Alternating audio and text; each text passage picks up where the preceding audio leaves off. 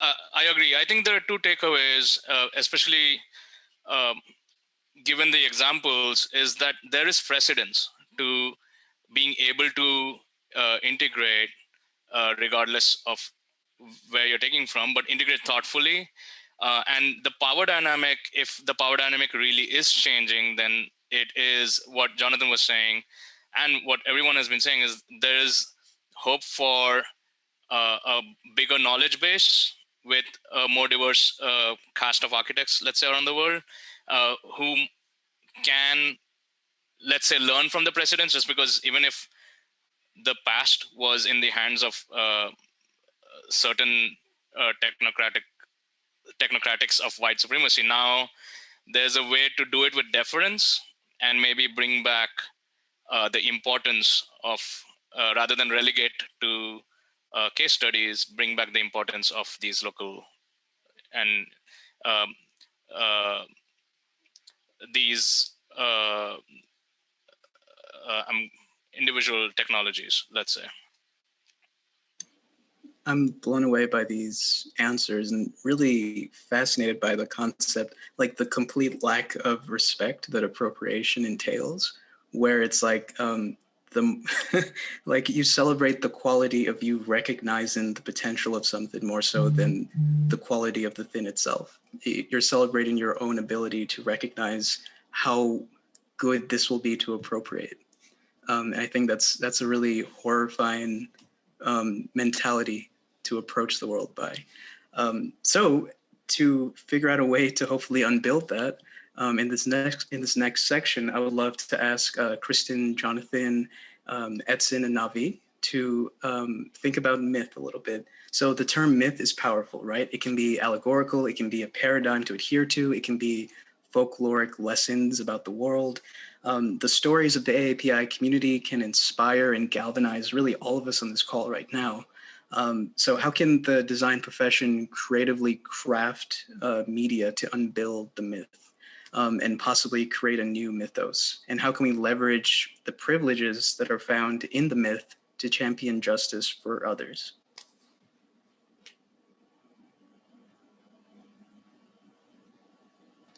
That's a great question. And, I think to go to an earlier point about the myth, or at least, my personal connection to the myth as a kind of just a story, like a single kind of like story narrative told by, this one sociologist, it's sort of, I think part of it is also like unbuilding the myth means creating more stories, right? It means sort of,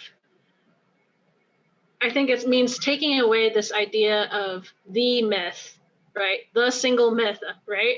And having the kind of plurality of myths, multiple myths, multiple stories, as a way to kind of like take that away, right? To unbuild it. And I think, to the question of leveraging privileges, I think actually in the creation of this panel is like an example as well, thanks to Bees also bringing up like, hey, if we're having a panel, on model minority myth, we need to have more, we need to have more than just East Asians, or more than just, we need to have more people and more stories, right? And I think that is also, that kind of like is an example of like a way to sort of acknowledge and also use that privilege in a way that like, okay, let's say, okay, I'm Chinese American, also my family is kind of highly educated coming into the United States, right? What can I do if I get invited on a panel, right? I can invite someone else who might not otherwise be seen, or whose stories might not otherwise be heard. If there is, I think this goes hand in hand as well with the overall kind of like shift and change within the profession, the design profession, because the way that the design profession is constructed is this white supremacist kind of like mindset and structure of like, I'm this architect and I'm going to build this, and like thanks to all the rich people who paid me to build it, right? So it's like I think it works in conjunction with that, right? Because when we start to think about multiple stories, at least, you know, for myself, right? It's like automatically it starts to break down the framework of the traditional design process. So I think in the unbuilding of this design process to incorporate more voices can also kind of help unbuild this myth. That was so beautiful. Completely agree. And we talk a lot in the Designers Protest Collective about the power of collectives and kind of like dismantling this expertise. And like Christin just said, like architect ego, like that they teach you like first day of architecture school, you are an individual, you are a genius, you're going to wear all black and you're going to design beautiful things. But who is the community? We don't know. We don't really care. Right. So like really thinking about the opposite of that. We're not designing for, we're designing with. And if anything, we're like deferring to other folks' wisdom. And we are not going to have extractive relationships with anybody that we come in contact with. And that was a really like empowering thing for me to like internalize and really commit to. And that actively unbuilds the myth. And like Christin was saying, like the power of all these different stories adds all this nuance. So it's not an umbrella anymore. We're not just AAPI. Every single person who's here comes with their own like history, background, privileges, power. So how do we redistribute that power? And we can do it creatively, like through architecture, through physical spaces, through talking about how we move through space, through actively being in solidarity with other folks and uplifting those voices and taking a step back, make space, take space, one of our great community agreements that we have in DAP as well. And being really crafty and creative about like all the tools that we have. Such as like, you know, if we're creating a space and we know that there has been erasure or displacement or gentrification, how do we think about a right to return? Who used to be here back from like the First Nations folks? And how do we make sure that there is space for them for like from the jump, always, always, always. And using narrative, media, film, physical manifestations of like these histories to really unbuild like our myth and how we're not just like passive, you know, put your head down, get to work, like the hard workers. And also, we don't have time to get into this. I'm just going to say the relationship between architecture and labor is so complicated and so extractive. And, you know, yeah, now the wheels are spinning. I'm just not going to go. I'm just going to say it's really complicated. And I feel like that digging into that also helps to like dismantle this myth of like the like high earning, like crazy rich Asians narrative when that's not true. Right. And a lot of folks in those like Asian countries that we come from are really impacted by like the way that we build and the environmental racism and the waste and all like the dumping of things to those countries to like deal with the mess, which is just messed up on so many levels. And I'll pass the mic to someone else now. Maybe I can hop in. I'd say, you know, I think this was kind of underneath what both Christin and Navi were saying, which is basically like community organizing, like, you know, things like Dark Matter University, things like Designers Protest, things like designing in color. You know, basically that like community organizing it's a form of expertise, it's a skill, and it's a really important action that needs to happen in order to build essentially power. I think that the other thing that is behind a lot of, you know, these sort of social phenomena that are entangled with architecture and design are questions of power. And, you know, traditionally the way you access power is either by having a lot of money, by having access to whiteness, or by having numbers. And so you gain numbers by community organizing, by building solidarity with folks, and speaking with a louder voice than one can do on your own. I think, you know, for example, storytelling is hugely important, but if you're kind of like all off on your lonesome, you know, and you know, speaking to, you know, an audience of zero, there's a very different impact than when you, you know, organize and team up with, you know, a couple dozen folks and say, you know, no, this needs to change. This is not right. And so I also want to give one little shout out to a kind of nascent organizing effort called Another Possible Imaginary, or API, which is a group of kind of Asian diasporic folks organizing to do anti-racist work in architecture and design. shout out to Alvin Huang, who's I think with us and is part of that group, and open to all. But I think, it really comes out of that spirit of like using this Asian marker not as one that is like defines an essence of identity, or is even one that is like not problematic at times, but one that can be used as a political device to build solidarity, to organize, and to gain power, to make these changes that are really, really important.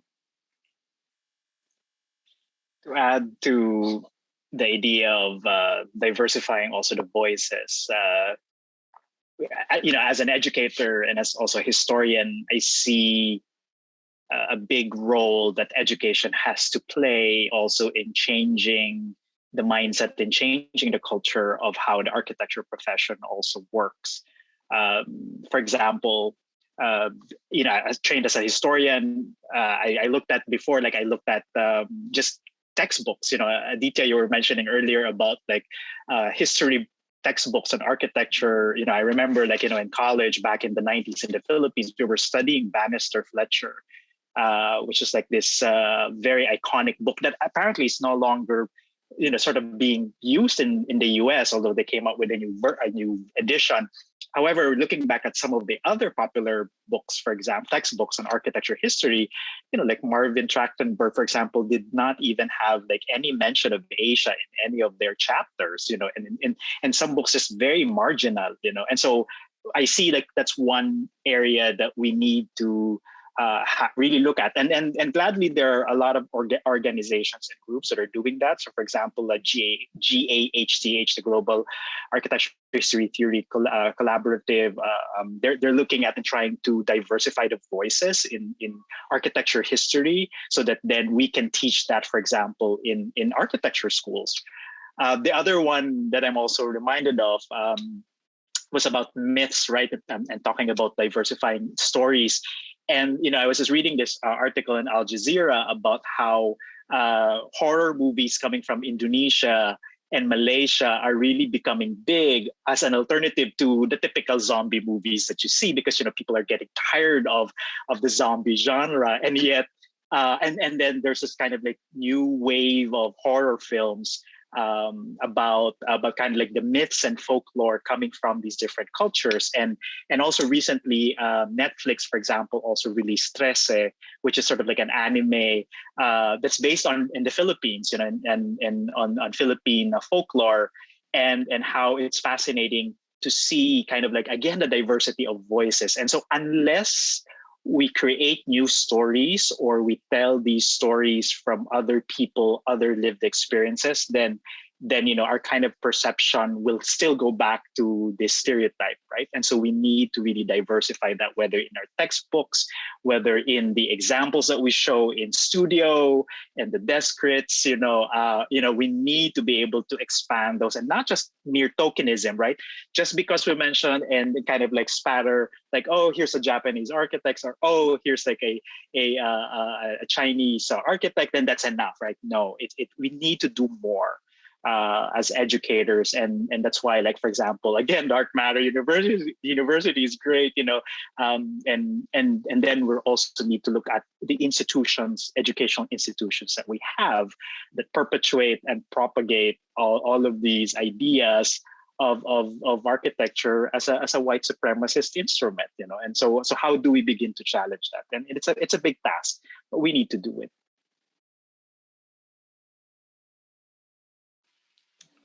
That was beautifully said. Oh, sorry, go for it. Oh, no, just the larger implication, the long term, what Edson ended at is that while it's about the myth itself has proliferated into a lot of institutional entities. So everything from hiring to targeted incarceration, and everything has overlays of what the model minority myth entails. And so the long-term change would be in a way deconstructing in that, in destroying that insidious aspect of it. Can I add one more thing to this? Please go for it.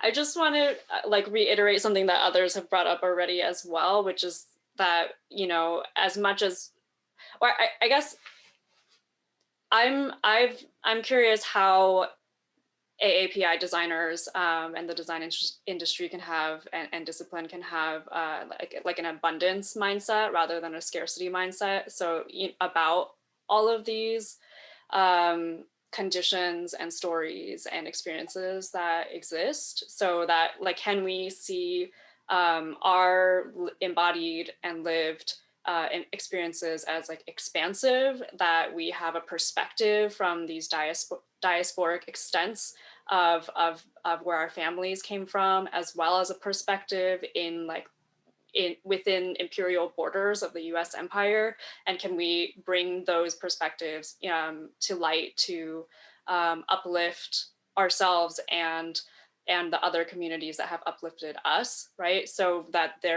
we are on stolen land, we have been used as exploited labor, as part of land theft, and if we don't center Indigenous and Black movements and struggles, then we're not seeing the full picture. That, you know, we need to actually center Black, Indigenous struggle in our own struggle as well, because they have fought for us, and we need to fight for them. You know, the Immigration Act, voting rights, these are all things that were won by Black activists, civil rights activists for us. And when our community doesn't see that, it doesn't even end up serving us, because we're not understanding the larger system at play. That's so, I think I just want to underscore that. I think that's such an important statement. And, you know, not all Asian folks, but many Asian folks, including those working in design and architecture, do have some degree of white adjacency and access to white spaces. And I think it's important not to take that as something that's been earned, but as a strategic form of access that can be utilized for some of these really important political struggles.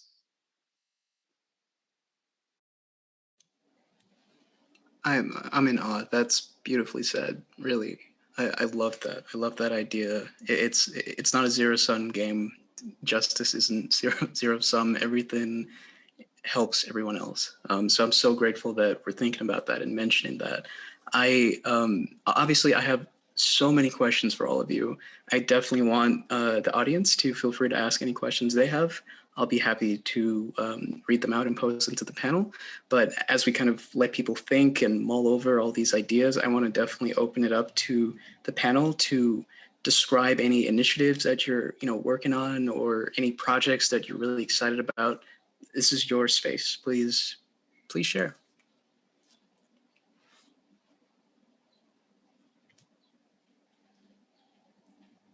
I can go first. I'm in Savannah, Georgia right now, and I work for the Thrivance Group, and we're organizing a 23-hour teach-in unconference called the Unurbanist Assembly. That's going to be start on June 18th. We're going to go for 23 hours nonstop. Y'all don't have to be there for the full 23 hours, but definitely would encourage folks to join. And it'll wrap up sunrise on Juneteenth. And it was in response to Ahmaud Arbery being killed last year, and how the planning and design fields are really quiet about it, and how all injustice occurs in physical space, right? So I'm really excited about all of that work that's going on. Also organizing with the Zionist Protest Collective with fellow members who are here on the panel, and the Defund CPD campaign, and just encourage everyone to look into your city's budget and where the money is being allocated.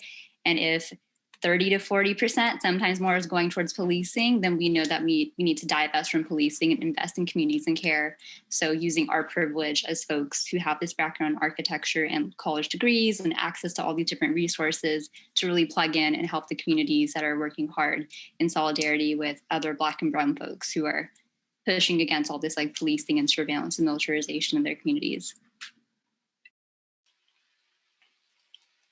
I can go next.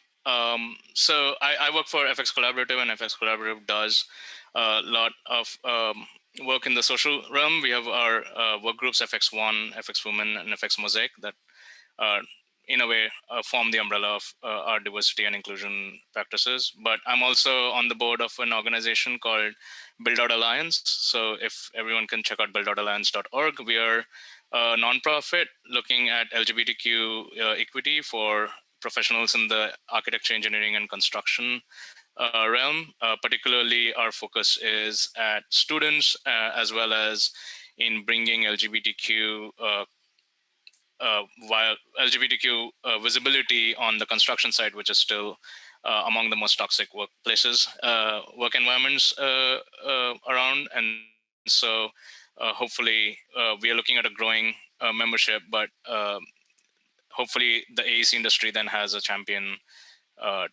which is not connected necessarily with the corporate entities looking at LGBTQ rights.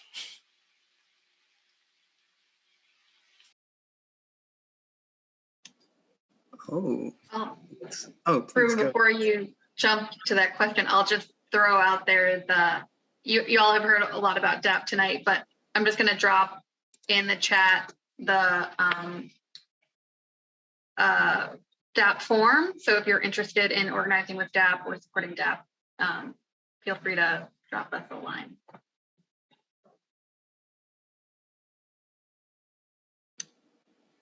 Absolutely. So yeah, we do have an incredible last question from the illustrious Kamari Bright. Obviously, if the panelists would like to continue to describe their initiatives, please let me know. I don't want to interrupt.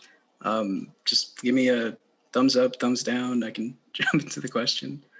Okay. So this will probably be our last question of the night. I don't want to keep you guys up super late. I really want to keep talking, but it's like, I want to respect time and stuff. It's all good. So when you envision outside of the limitations of colonialism, racism, and other oppressive systems, how do you see the future of design?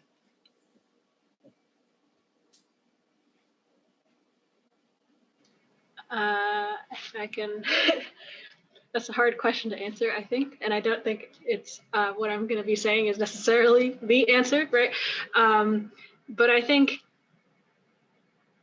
outside of those limitations, it's sort of, I feel like I'm imagining a lot of the embodiment of global struggles and stories as well, and a very kind of collective and different process in the way that we in the way that we design. And I think that it's in process right now, right? Collectives, I think there's a lot of questions about, oh, what's the alternative? Or, well, if it's not this, then what is it going to be, right? There's a lot of kind of questions around that. And I think that it's sort of like, well, we're kind of doing the work right now, right? And there have been centuries and decades of work that have been building against, colonialism, against these kinds of restrictions and structures, right? They were all kind of like been building and been in the process. So initiatives, Design as Protest, or, even just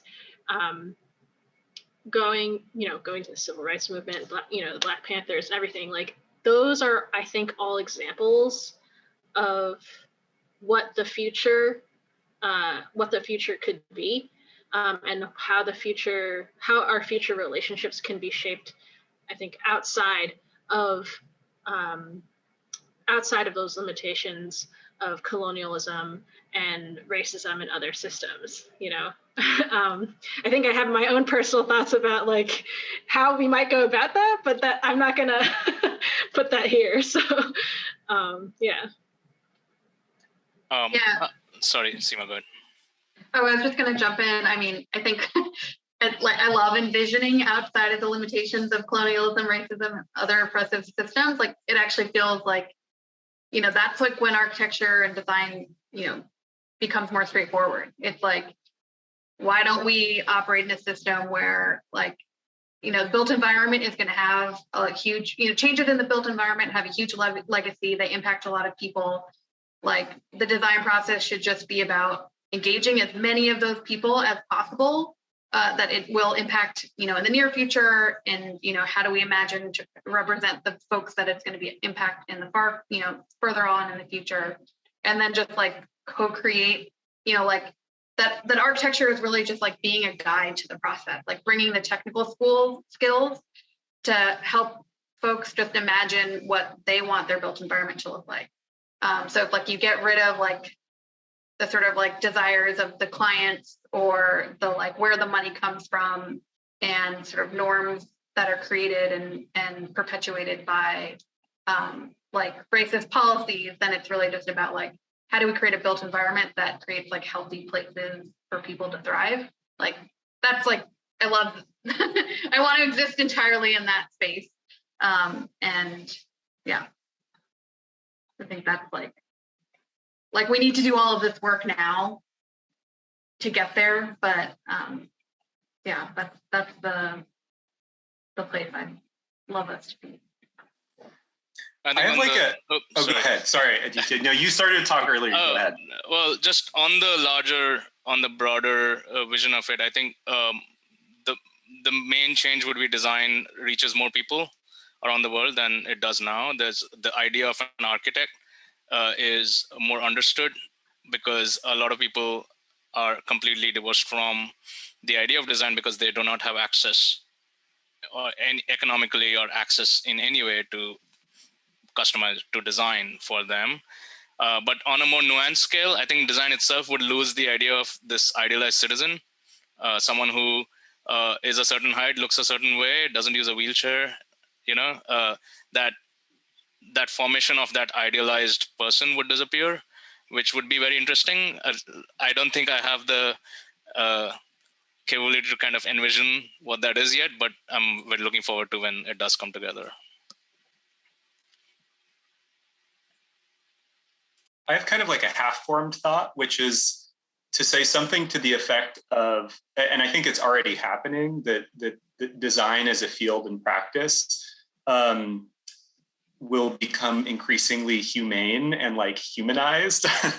I think this is kind of like underlying a little bit of what all these folks have already said, Seema, Aditya, and Christin, that I think historically, and especially with the sort of kind of modernist sensibility, not in terms of like a style, but in terms of that kind of aesthetic that is connected with globalism and capitalism and so forth that Aditya mentioned earlier in the conversation, that was paired with this sort of, again, the kind of individual singular hero, architect, designer, never mind the other hundreds of people that work at a firm, that was paired with a certain degree of like a public presentation of self. And, we've all like tried to do this, in reviews and so forth, where it's like, we have to really disassociate ourselves from our work. We can't put our own identity or self or being into our work. We can't talk about ourselves as human, as people who are, are married, have lovers, have children, whatever. Like all that stuff is like not part of design. It's like off the table with that kind of modernist sensibility. And I think increasingly, we're all kind of like waking up to the fact that that's crazy. and I think it's really exciting, because what that means is that we're actually able to sort of humanize design and architecture and our work in a way that makes not only the process and practice more pleasurable and enjoyable and humane and sustainable, but I think even design and sort of outcomes themselves will become rich and more nuanced and more capacious. So that's kind of like an aspirational sort of answer, but I hope it's true. Go ahead. I was just going to tag on really quickly, because what, Jonathan, you said earlier about community organizing as well as being a kind of part of that. I personally right now, I do some volunteering at an urban farm in Brooklyn, and I see just the day-to-day process of that as design. It's like to wake up in the morning, walk outside or bike wherever, right? And see the space, be in the space be like completely conscious in a space that what needs to be done in that space to thrive, right? Yes, this has to be done because the the food needs to grow, we need to eat, and this is where it's, this is what the tasks are. And I think like that more I kind of like organic design process where designers are also part of the community, like there's always separation between like the people and the architects, like it's like, well, we're people too. Like the humanization process, as you're talking about, Jonathan, I think is key. But sorry, go ahead, please. No worries. Everything you're saying is great. I think, yeah, one thing to kind of shed and slough off is where does the idea of this, expert architect and designer come from? And in like the contemporary incarnation kind of derives from the French imperial court and the Beaux-Arts. And let's just see that and realize we don't need that. So, and there are other models. We're so excited because there's so many new possibilities, and there's also so many existing models that have been devalued and erased and oppressed. So I think what Christin and Jonathan and others are describing is exactly what I would envision as well. I think racial capitalism is one part of the puzzle that we haven't called out as much, but is very much it. So that, that forces us into this position of feeling like we need to overly invest ourselves in a career to have financial or just basic life stability, and also commodify the products of our labor. So, if we are able to imagine a future beyond racial capitalism, then we can easily sort of take on and take off a role as a designer without needing to. I don't really want to make drawings every single day just to personalize it, right? For instance, like maybe, so perhaps I would like join on a project where a community is bringing a space together. And then for the next year, maybe I'm doing something else. And I would love that personally and not feel like I have to show up every day for a particular period of time. And also the last thing I'll say is I think Tonya is on the call maybe still, but there's also really incredible work that's happening. A lot of it is indigenous led. And the Nazi-led initiative is an indigenous-led project that builds on this idea of sweat equity. So bringing in folks to work on projects in a more culturally informed way than say Habitat for Humanity, for instance, and actually incorporate an actual kind of investment from a cultural perspective. Yeah, shout out Tonya. Check. I'll stop there. I'd like to also just add what Bees and Jonathan have also sort of mentioned. I think what's going to happen is that the word architect and the word design is going to be redefined, in the sense that who gets to be considered an architect and who gets to be considered a designer, I think will evolve, it will change to be more inclusive and more diverse. And so that then, again, like what Lise was also pointing out, because of like how historically the profession has also emerged, I think that will need to be redefined, and therefore who gets to be called the architect and the designer will change, that it becomes more inclusive, and that then it will just allow more voices to be part of that of who determines or who produces and who creates architecture, which is right now, just as Jonathan was pointing out, it's limited to kind of this the hero, and the cult of the hero. And so how do we, and I think, how do we then work towards then making architecture then to be more just, and more inclusive for all, not just for a few people and for a few sort of parts of society benefiting from it. So. And I just wanted to add, like, I'm an abolitionist, so I think a lot about how another world is possible, but how it is not only possible, it's already here. And we're building it now with all these experiments. So the last summer of Uprising, and how there are all these like formations of like kinship networks and communities of care that do not rely on racial capitalism to function, right? Like Kristin's example, like urban farming, all these mutual aid things that popped off last summer that are still ongoing, and how we show up for each other. So if I'm helping a neighbor down the street make their fence more structurally stable and there's no like transfer like money or funds, that's how we dismantle these oppressive systems, right? Like it's not working for us. We're not doing this anymore. And how do we start to like build those relationships so that we can like move towards a just world together? It's all about relationships. And I think conversations like this really help. Like afterwards, I'm sending a bunch of LinkedIn. Do people still talk on LinkedIn? I don't know. Anyways, I'm hitting y'all up on LinkedIn to kind of like continue this conversation, to talk about how we can like continue to do this work in ways that it like actually changes the way we move in the world, like day to day, not just like we're on a panel together and we're like, whoa, mind blown, that was amazing. And now back to normal. There's no going back to normal, especially after the pandemic. Like we have to continue to like change and experiment and innovate. Ooh. I'm in awe of everyone here. Navi, Bees, Seema, Christin, Jonathan, Edson, Aditya. Special shout out to AL and Alvin.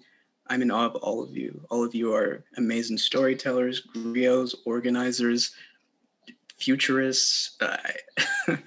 Everyone watching right now, I urge all of you to follow up to my left and right. Please support them in any way you can. See what they're doing, encourage, support, and just follow them, learn from them. The chat right now is replete with information.